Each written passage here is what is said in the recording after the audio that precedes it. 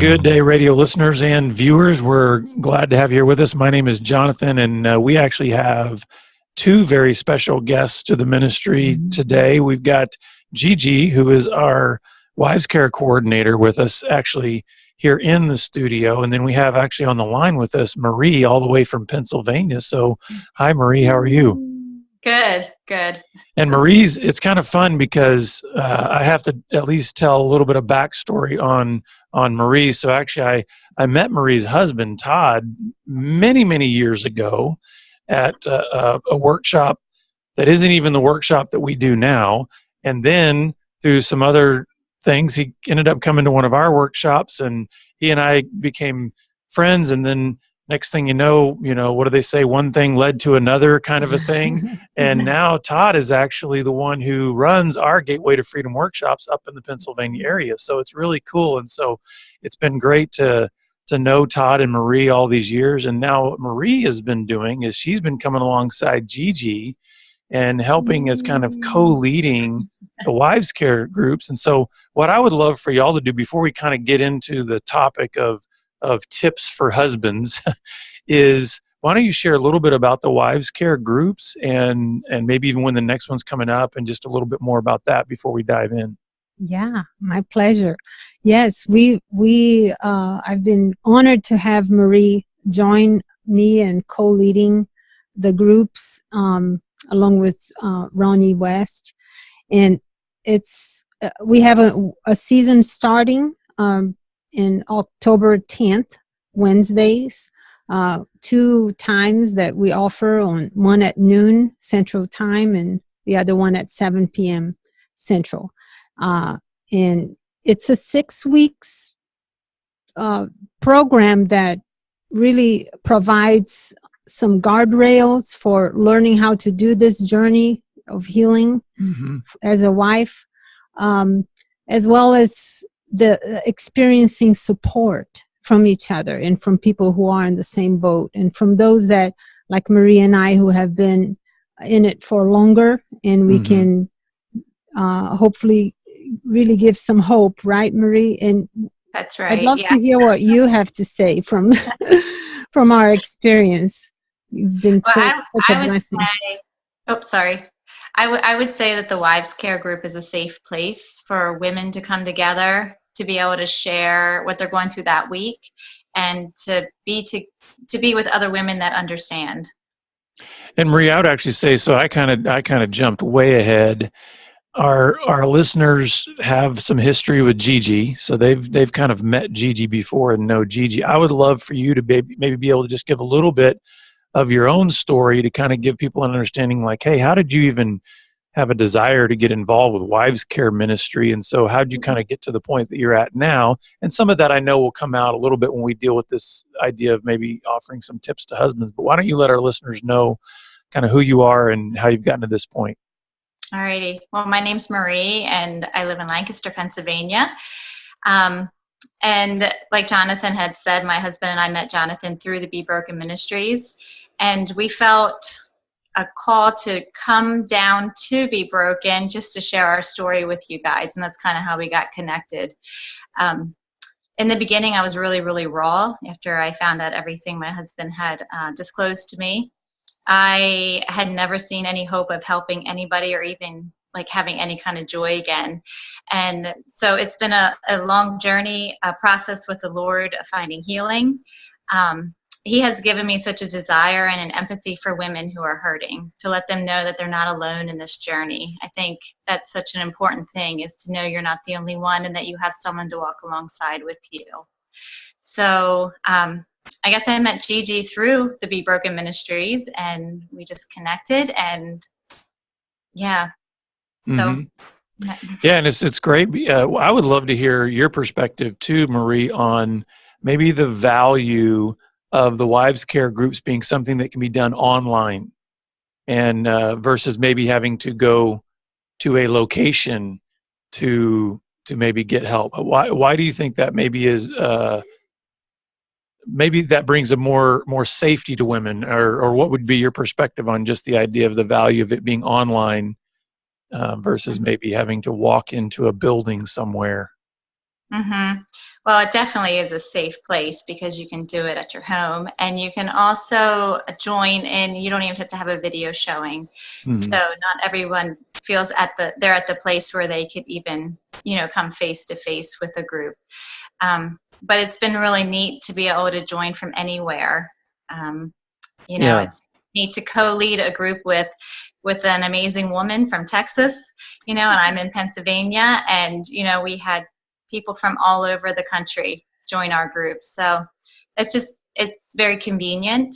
It's very safe.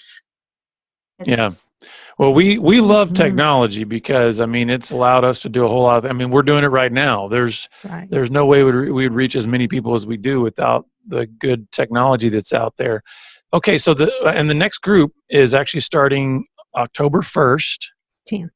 10th. Okay, sorry, October 10th, and you're doing two Two groups, right? groups, yes. One at noon and one in the evening. So, Okay, yeah. So please, and where can they go to get information or they sign can up for go the group? to wivescare.com, okay, and look for the care groups there, and go to the link and sign up. Yeah. We'll be happy to have you. And if they haven't, if you have any questions, then you can certainly, there's ways to connect with Gigi on there to have any questions answered. So, Sure. all right, I want to dive into this. I think this is a great topic that you all have brought up here. This idea of tips for husbands, and I think the little subtitle should be "From Wives Who Care," because I think it's good to hear. It's amazing to me the benefit we can get from hearing like help for ourselves from the other side. And I think this works Mhm. both ways. I think there can be benefits when husbands say things that might be helpful for wives, but also then when wives can say things that are helpful for husbands because we have different perspectives that we bring to the We situation, do. right? So Yes. why don't you set the stage, Gigi, for kind of what prompted this idea of wanting to give some tips for husbands and what specific maybe time frame are we looking at in a couple's brokenness that these things are going to apply? Is this sort of an early on kind of situation that where you're offering tips for, or is it like later on in recovery that you're looking to Mhm. offer these tips? Sure. Well, these, I think that they would apply almost any time, but Mhm. really, it's more for the earlier on process, right? And I've had the privilege of speaking to a few husbands that reached out to me uh, on how to help their wives, and I feel just a passion to see that they would get the help. And I think sometimes hearing from people like Marie and I, who are not in the emotion of things, Mhm. it's easier maybe to listen to some things and take it to heart. So I'm hoping that this will be a time that we could just speak heart to you from a wife's perspective on how Mhm. to handle her during this delicate season. Yeah. Mhm. So husbands out there, listen up. And if you're a woman listening, these podcasts get recorded. So then just, make sure your husband listens to it because this is going to be valuable information. So let's dive in. You say here that the first thing is to be 100% committed to your recovery, regardless of what happens to the marriage. So you're saying to Right. husbands, regardless of whether or not anything positive or negative happens in the relationship, Mhm. you're saying they need to be 100% committed to their own personal recovery. Right. Why is that important from a wife's perspective? Well, Marie, do you have some do you thoughts want on to? that? oh, No? Okay. Well, sure. Oh, go ahead. I just think we actually say that to wives too, that Mm-hmm. you need to be 100% committed to your healing, because before you're a married person, you are a creation of God's hand, Mm-hmm. and you have a relationship with Him, and you have a life to live. You have purposes that He has for you that you don't want to miss. So we want I would say that is really important to have that vision for your own life and for your own well-being and healing. Right now, as far as the husband is concerned, just to add to that, if a wife senses that you're doing things in that performance mode, that you're doing things just to please her, appease and to make her satisfied, to get her to calm down. Yeah, get her to calm down. You know what? She will sense that. She will see that that's your motivation. And I just encourage you, maybe you don't have that vision yet, but I would encourage you, that God has more for you in this, that he didn't bring this to light for just to save your marriage. He wants to redeem you. And you're suffering because you're stuck in something that is damaging to your soul.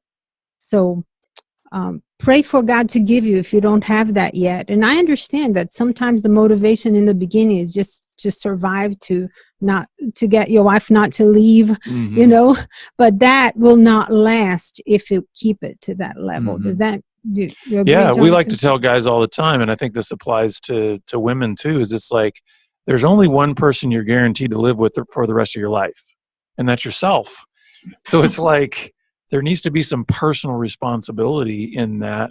The other thing too is there's personal accountability. We all stand before God individually, right? So therefore we're personally responsible for our actions. And I think, like you said, this is something that I think a husband and wife could find a point of commonality on, right? That a wife, she's got to be invested in her own healing for her personal reasons, the same way a guy has to be invested in his recovery for his own personal reasons. The good news, I think, if Marie, and you can probably speak to this, the good news, I think, is if a couple is both committed to their own personal recovery, that usually then benefits the relationship, doesn't it? Right. Yeah. That's what I usually say, that a woman walks her road to recovery and a man walks his road to recovery. And if they're both going in a healthy direction, there is usually reconciliation between the two. Yeah, but they can't, but I guess what you're saying then is you have to be careful to sort of stay in your lane, right? In terms of not then trying to say, hey, listen, I'm ahead of you, come on, catch up. And you know what I mean? And not trying to impose maybe even my own recovery onto you in the same way a wife wouldn't want to impose her recovery on her. Does that make sense? And that can be a challenge. Sure, because people, get expectations of how this journey should go. Well, and especially if a wife feels like I'm working harder than he is at his, or vice versa, we get husbands sometimes that it's like, I've really been working hard for 6 months and my wife is just still kind of stuck in her bitterness and anger. And, so. And I'll just break it to you, Jonathan. I think most wives think he is way too slow in this program. So just understand that we all want out of this pain and we want to get to a stable place.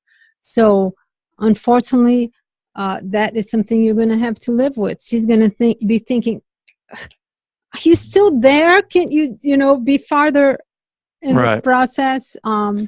But by the way, those feelings go the other direction too. Again, because husbands are like, what do I got to do? I've been like clean for 6 months, haven't done anything, and she's still throwing pots at my head, that kind of stuff. So, it's a lot of messiness. That's just, I think part of what you're talking about with this first point is there is a necessity, while we don't condone selfishness, there is a necessity for self-awareness to be able to say, I have to take personal responsibility. Because I think what couples do is then, like you're saying, a wife is looking at her husband and saying, he's slow. And a husband's looking at her wife and saying, she's slow. Yes. Because they're not really taking full responsibility for their own growth. Right. What else we have here? You have something about being gentle. So you want husbands to be gentle. That can be a challenge, right? That doesn't always come naturally to us. Well, I think it's really hard sometimes to for a man who is in the pit, right, of sexual brokenness to get it, how much this affects his wife. Mm-hmm. And I know this happens to husbands as well, but we're mainly talking to the female audience here as wives, but anyone who's been betrayed in their marriage, that is a traumatic event, right? That it shakes your foundations, it makes you wonder about your identity. And so it's any insecurities that you may have, they will be screaming at you. Right. You know, so it's a difficult place to be. And if you could respect and honor that and understand, take a step back, because I get it that seeing this can be overwhelming to a guy, right? Emotionally, because it's pointing to him for something that you've done. And I would say one thing as a wife that has really helped me is to understand my husband never really meant to hurt me. Right? And maybe that's something you can keep in the back of your mind, and maybe even say it to her sometime. I'm so sorry, you know, that I've hurt you this deeply, but I never intended to. Because intentions are big, right? Intentions are big. I think this is where it gets back then to, and this is what I would say to husbands. Sometimes I might be able to say things with more force to husbands than you would be able to. But what I would say to husbands is this is where they have to own it. They have to own their brokenness and own their sin. And so the way I would maybe say that is when you know, because it's sort of flippant to say, I didn't mean to hurt you. Yeah. But if you understand just how deeply your sin has actually, if I can put it in these terms, stripped and beaten and destroyed your wife, then I think you can have much more empathy, compassion, humility in being able to say, I was completely self-centered in how I was behaving, and I was blind to just how much I was hurting you, and have some real contrition there. Marie, what are your thoughts about maybe helping men understand more about this gentleness piece and just the wounding that really does go on because of their sin? Well, I agree with Gigi when she said that it's probably hard to understand the traumatic experience the woman goes through and how much it affects all parts of her life. And to have the patience and, like you said, the gentleness, and to remember that it could be years in the process of her trying to find wholeness as she walks through all the different aspects of healing. So it's not just a night and day thing. You know, it could take a number of years. Yeah, and one of the things we talk about in our workshop when we have a session that is on our workshop for men, our 3-day workshop for men, is there's a session on relationship restoration. And I actually start that session by talking about the wife's stages of healing and try to frame that up by saying, guys, and this kind of goes along with the gentleness. It's like the number one word that you need to have tattooed on your brain as you are trying to help your wife is patience. Patience, patience, patience. And I actually talk about the idea that this is a great opportunity for husbands to exercise the golden rule, right? I'm like, hey guys, would you not want your wife to have patience with you in your recovery and your dream? Man, offer the same patience. And I think that goes along with gentleness, because if you're patient, you're not being harsh, you're not being cruel, you're being understanding. And that's really important. Well, it's funny how many similarities there are to both journeys, because we tell the same thing to wives. Yeah. You need to be patient, because this problem didn't come up overnight either. I mean, it's been patterns, habits, strongholds, right? So it's going to take a while for him to really get to a better place to even emotionally be able to relate to you. So you're going to need help aside from him for a while. Absolutely, the emotional support.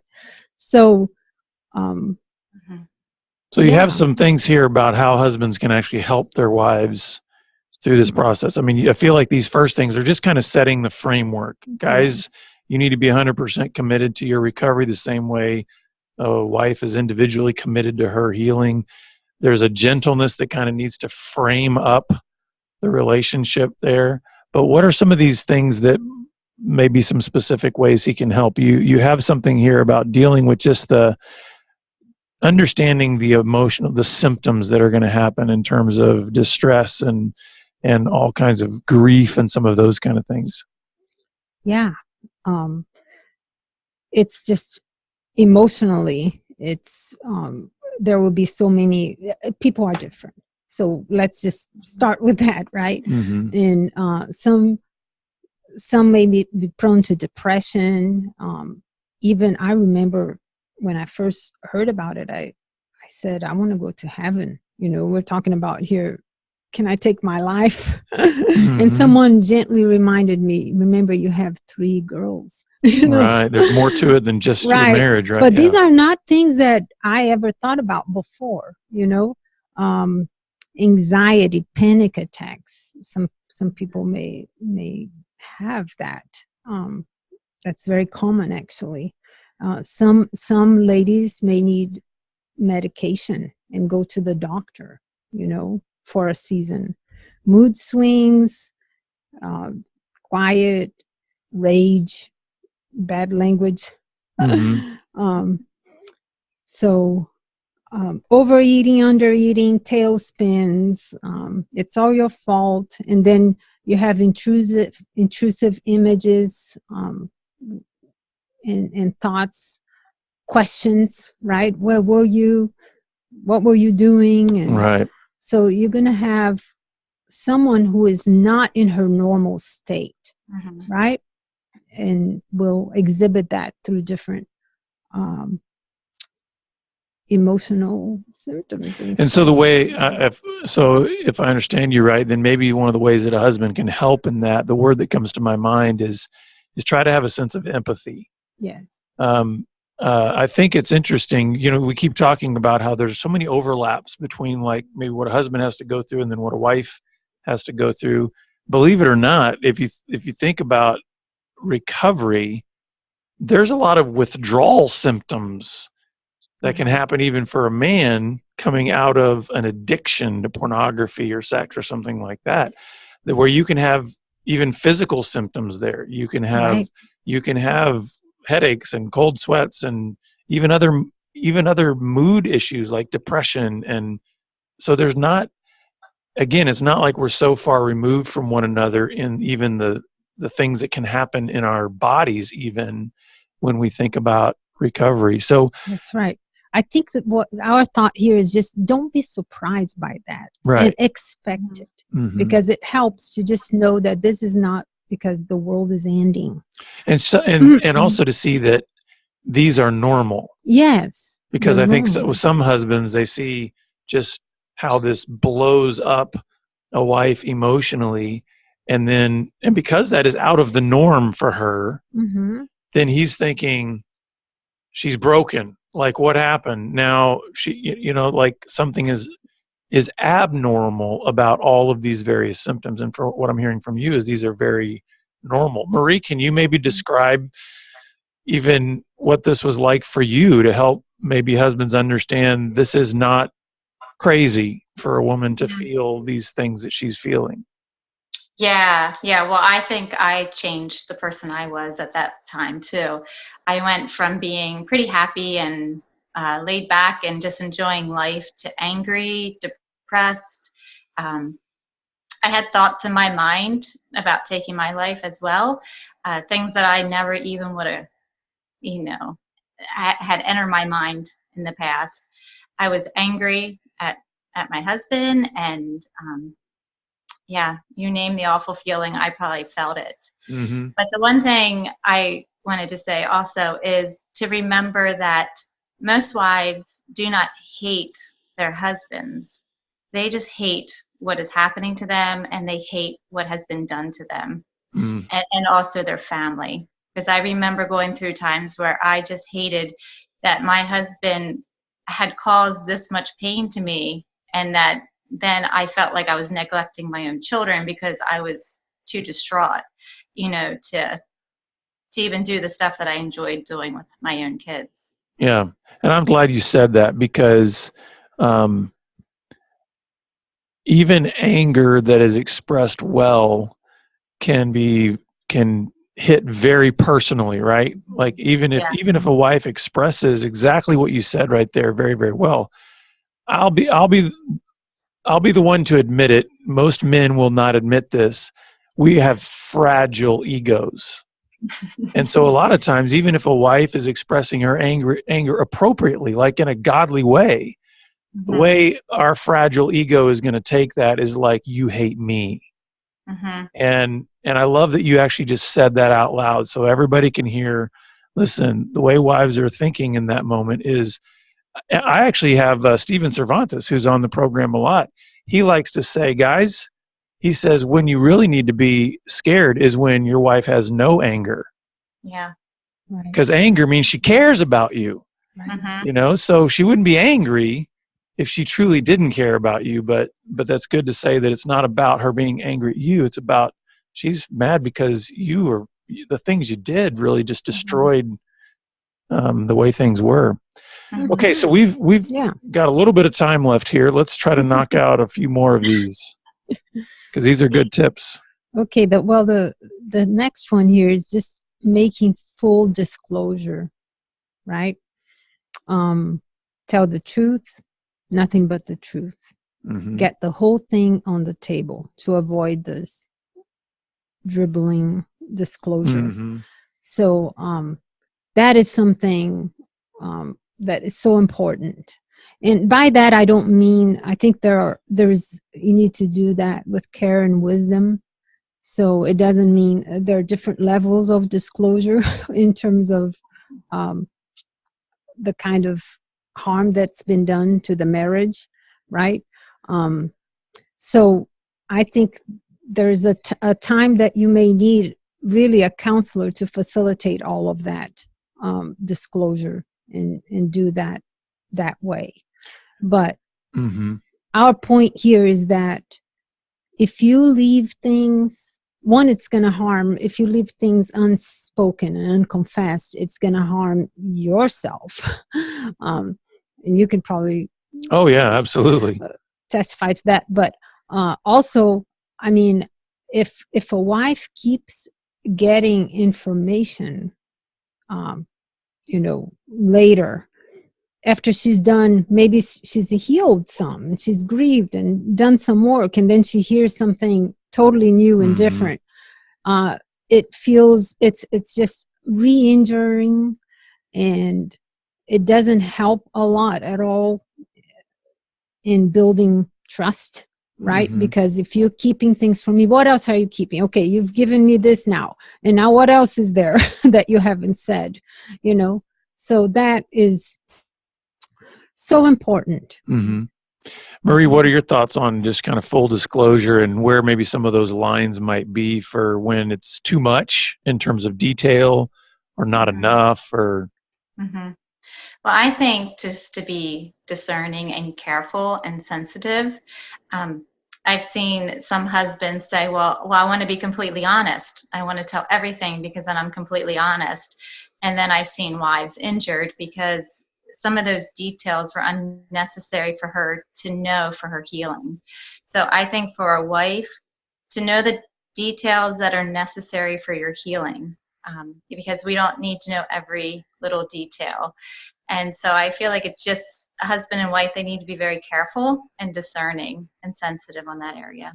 So maybe the tip for husbands in this regard regarding full disclosure is maybe one, go see a counselor individually first to start just kind of getting kind of the story unpacked in an environment where you can get everything out, where that's not a person that's going to be personally injured by your entire full disclosure, maybe details and all, but then be able to also recognize that your wife needs to be the one to sort of dictate the level of disclosure, with the understanding, and you guys will probably back me up on this, with the understanding that sometimes a wife doesn't even know what she needs in that moment, because some wives, they go trying to grab all of the details out of their own fear and anger, that they think that if I have literally every detail, then that's going to give me a sense of security or safety. But that's not always healthy either, right? Even if a wife is the one that's trying to pursue every little tiny little detail of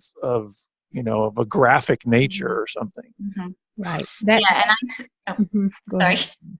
I think for a wife, when she could say, I want full disclosure, she doesn't even know what that full disclosure is going to going to be.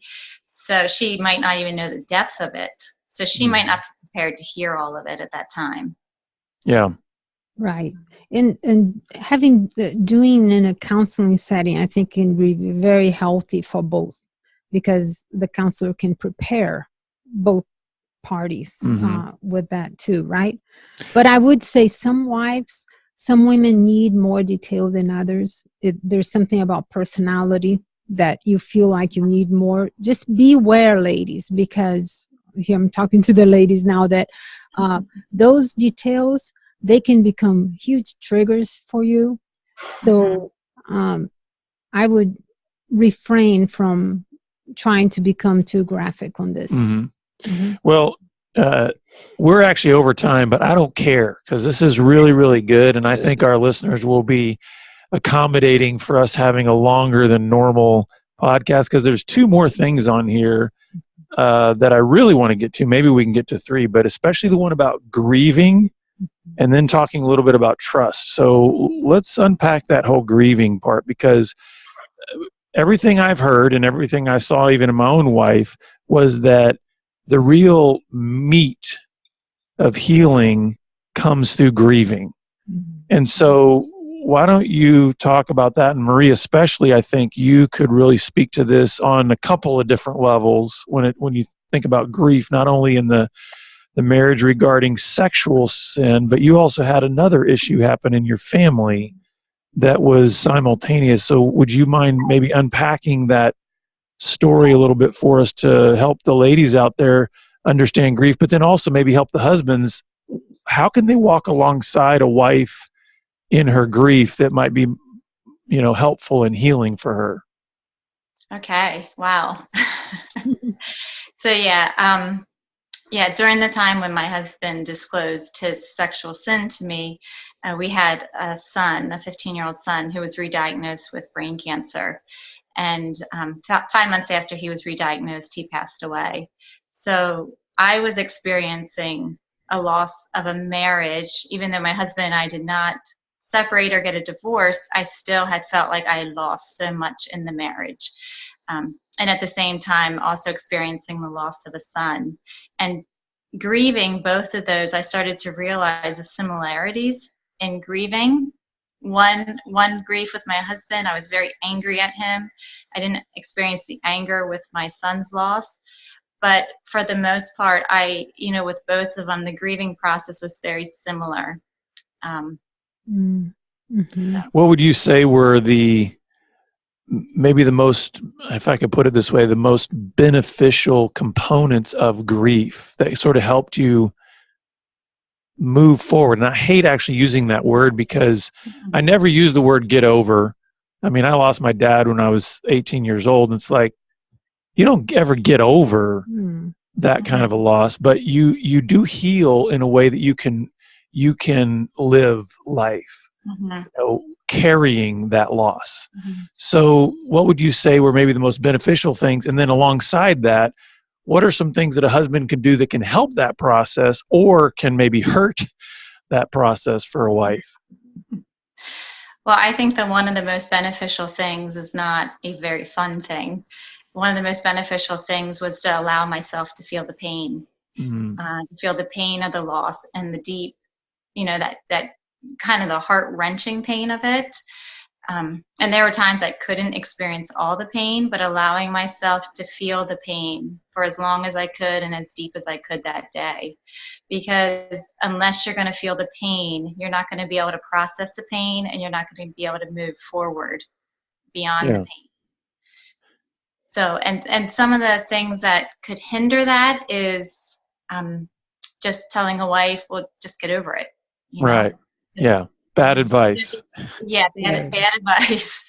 And some of the things that could help is, like, for me, just my husband sitting with me in that pain. Mm-hmm. And he didn't have to fix it because he couldn't. And, you know, so he would just sit there, and just sitting with someone in their pain can be helpful.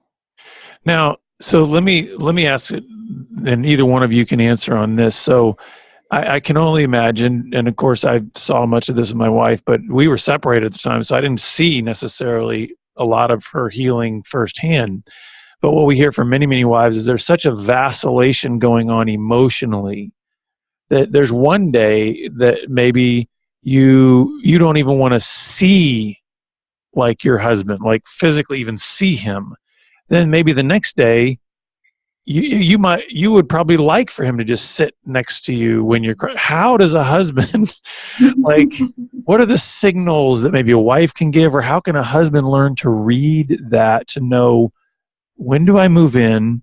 When do I let there be space? I mean, are there any tips that you would give to husbands and maybe even wives to signal that of, okay, I don't need words from you right now. I don't need advice or fixing, but I could use you in the room, or I need space right now. I mean, is this something you need to verbalize, or are there things that maybe husbands can get a little wiser to, that would help wives in that grief process or just in her healing? Yeah, I think one of the questions you can ask is, how can I help? Mm-hmm. I'd love to hear from you, you know, just, and really be, if she voices anything about, I need some space, give it. Make her wishes really come true. You know, I think just honoring her desires would be huge there. And I think it takes some restraint too, right? Because sometimes you do have that urge to just want to do something or fix it.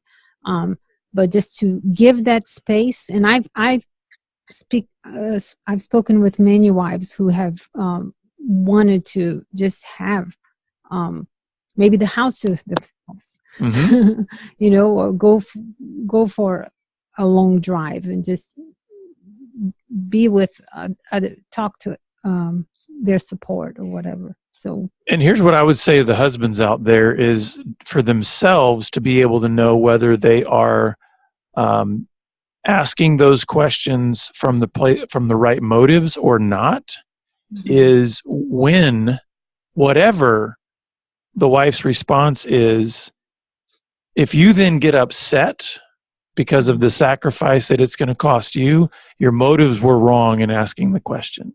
So it kind of gets back to that first part of being, hey, I'm 100% committed to my personal recovery. And so when I'm offering help to my wife, I actually need to be offering help to her. Because if she says something like, I really could use a weekend by myself in the house, and you storm around and start throwing a big old fit, you don't want your motive, yeah, you've just now made it about yourself again, instead of saying, I really want to help you. Now, on the flip side of that, I think, wouldn't you also say then that a wife needs to be careful of then having her response to those questions of, you know, how can I help you, to then be filtered through her anger in a way that then she's asking for things that are just trying to hurt her husband, right? You have to be careful of that as well.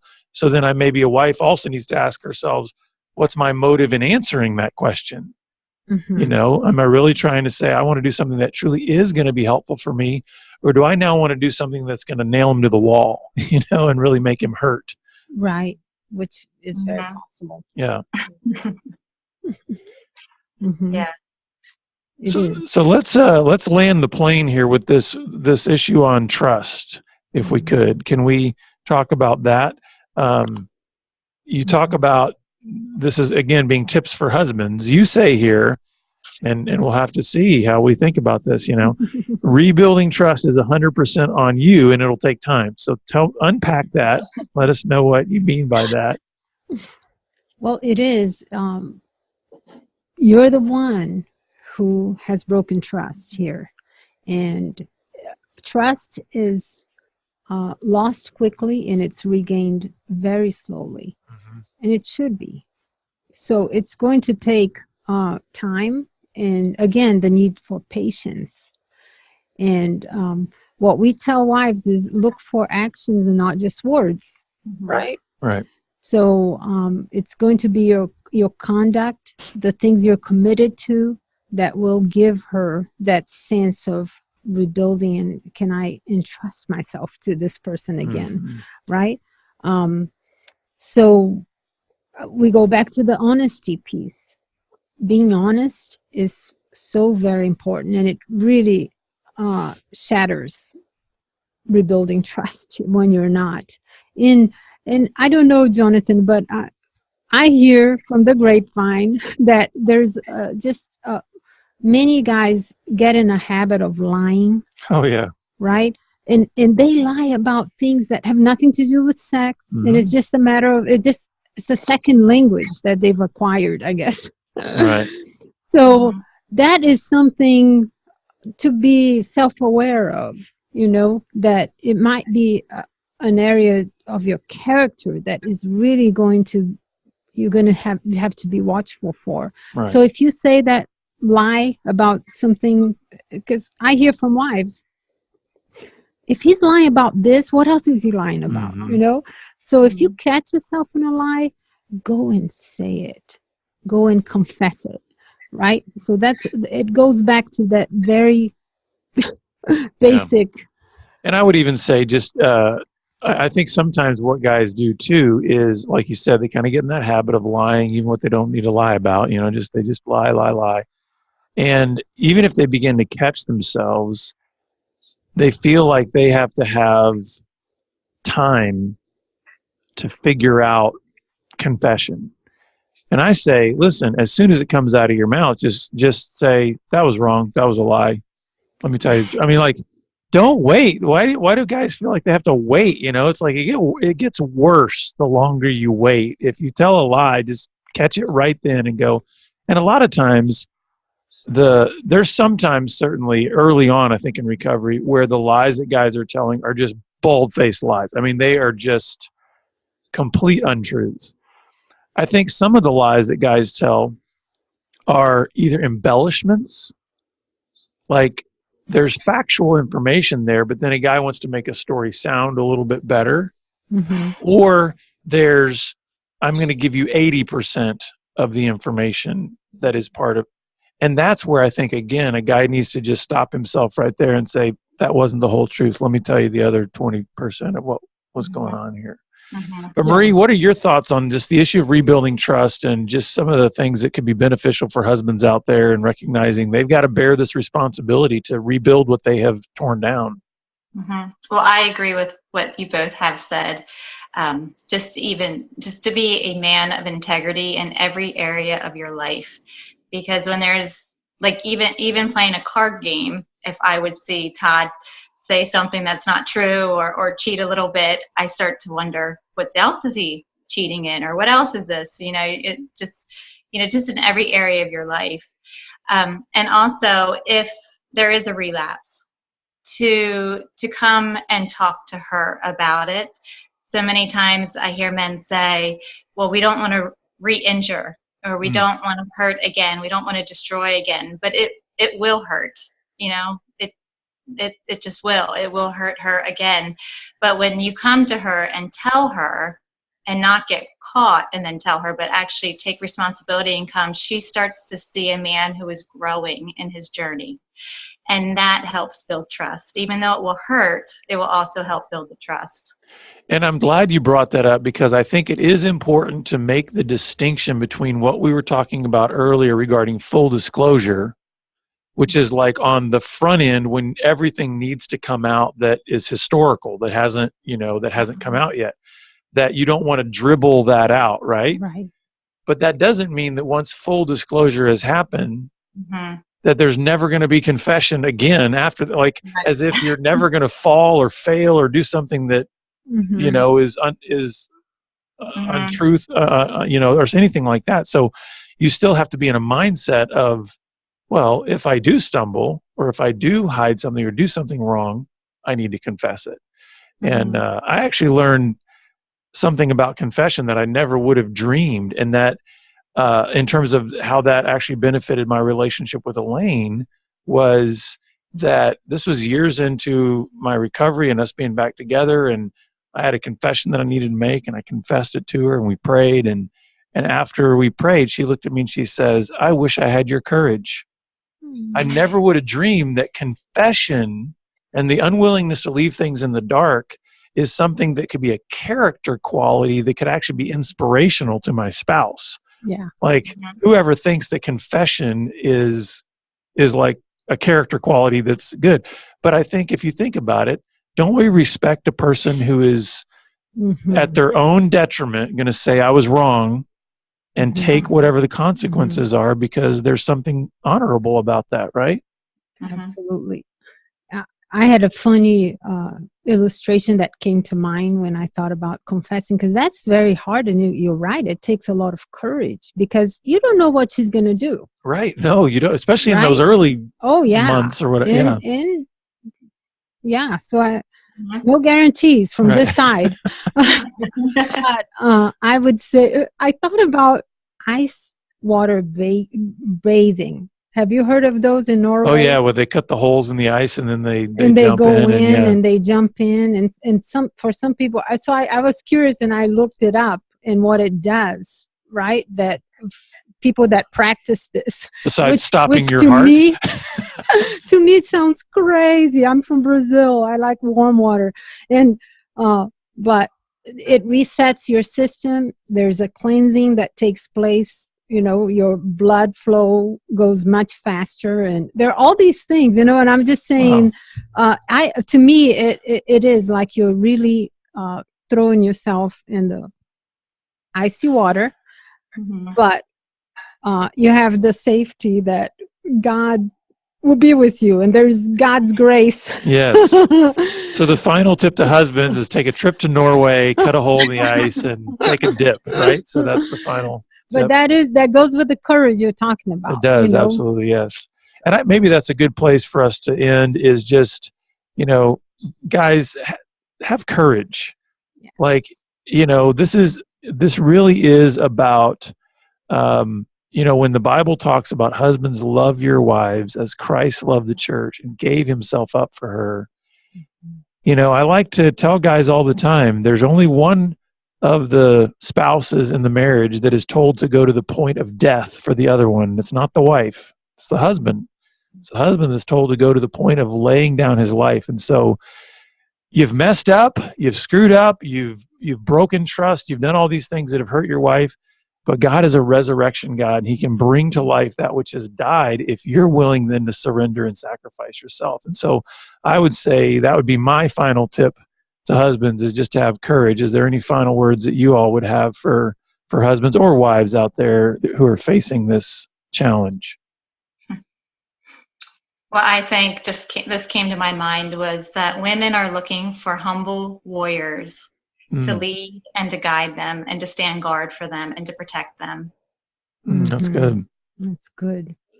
Yeah, I think my final word is just the idea of patience, and it's so needed from both sides, and grace. I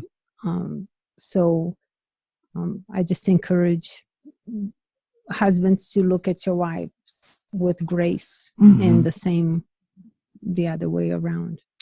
And one last time, where can wives get information about the wives care groups, and when is the next one coming up?